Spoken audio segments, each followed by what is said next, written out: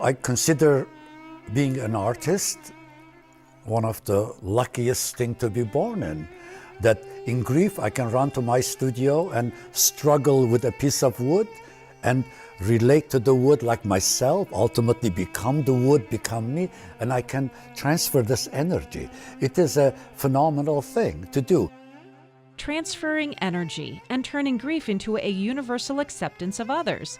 That's at the heart of artist Kardash Onnig's latest work, Transfourming Sorrow, at Wisdom House in Litchfield.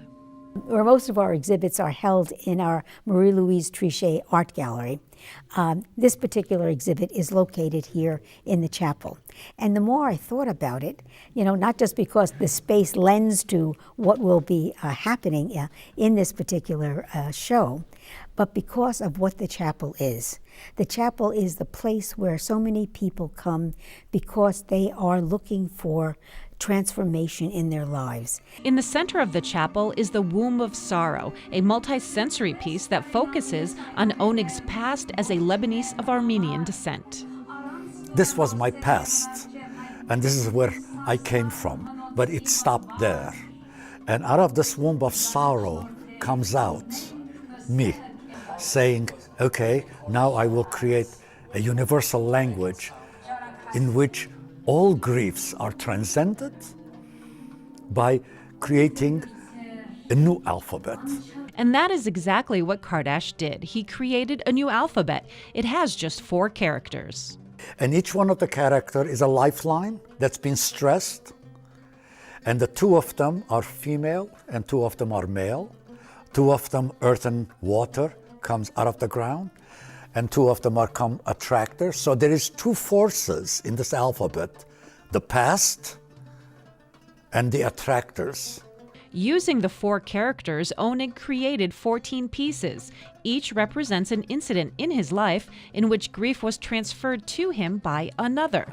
This one was inspired by his grandmother's journey during the Armenian genocide and her rescue by Turkish neighbors. When I did this piece, it was like, together with the Turks, we can move forward. And I'm accepting that, and I'm calling myself a brother.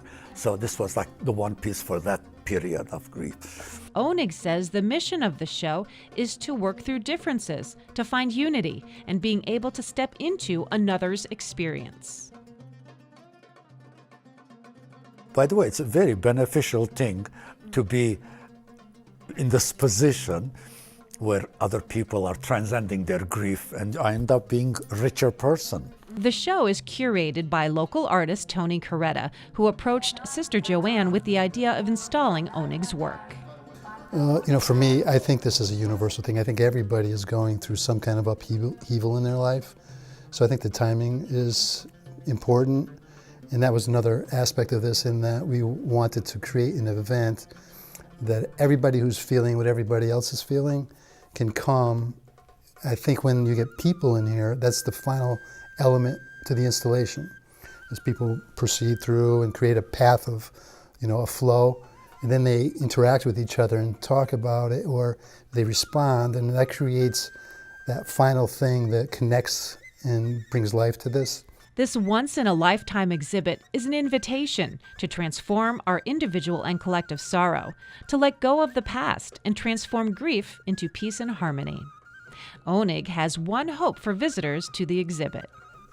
That they can come out of their pain by accepting others, by just accepting others. I said, not all others, others.